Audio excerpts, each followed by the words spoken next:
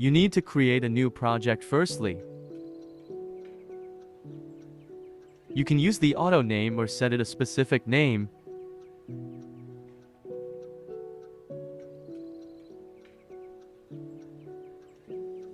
After creating a new project, complete the mini steps to confirm and enable API.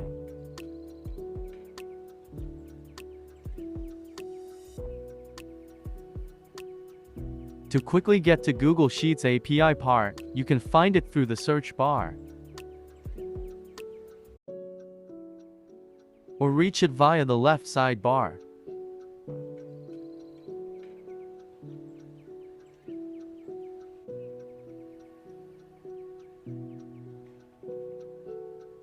Scroll down to Google Workspace. You can get Google Sheets API. You can recognize that API is enabled as in previous steps. Then click on Manage to configure this integration.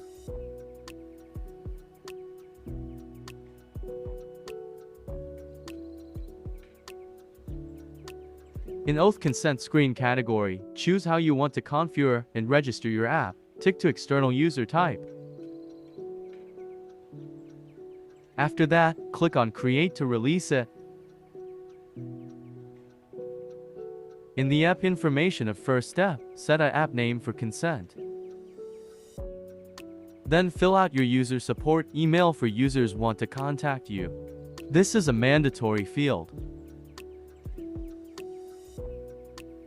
You can upload your logo to help people recognize your app or ignore this field. In app domain, as needed to provide your homepage link and other terms. For example, I'll apply my test website URL here.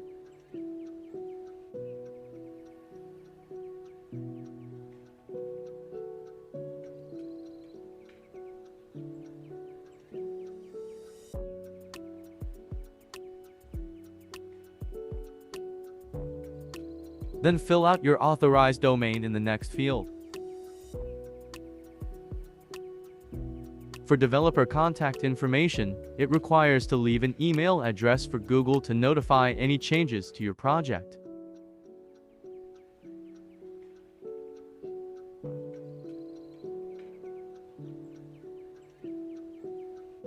You can ignore the second step if you don't have any permission set up. You need to add an user email address in test user step. Caused only test user are able to access the app while publishing status is set to testing.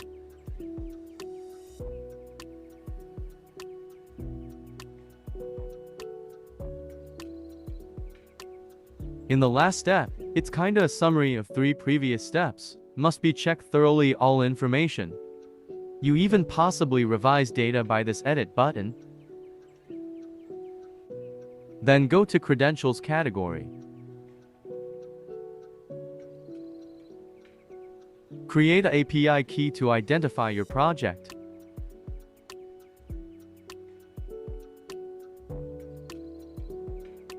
A pop-up appears with a note in the end. Click on blue Edit API Key text to restrict this key.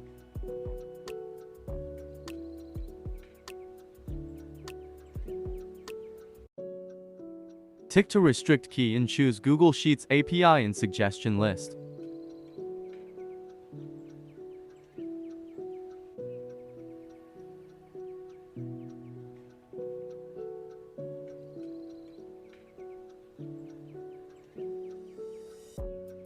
After that, you need to create an Auth client ID to access users' data.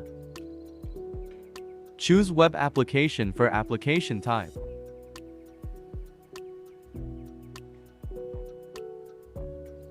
Click to add URL and authorize JavaScript origins.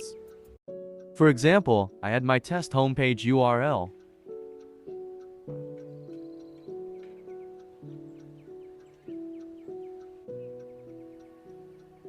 In Authorized Redirect URL, you can get this URL in Piotnet settings. Just need to copy and paste it.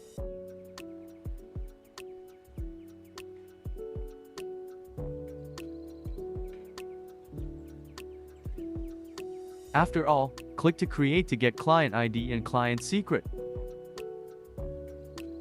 and fill them back to Piotnet integration setting.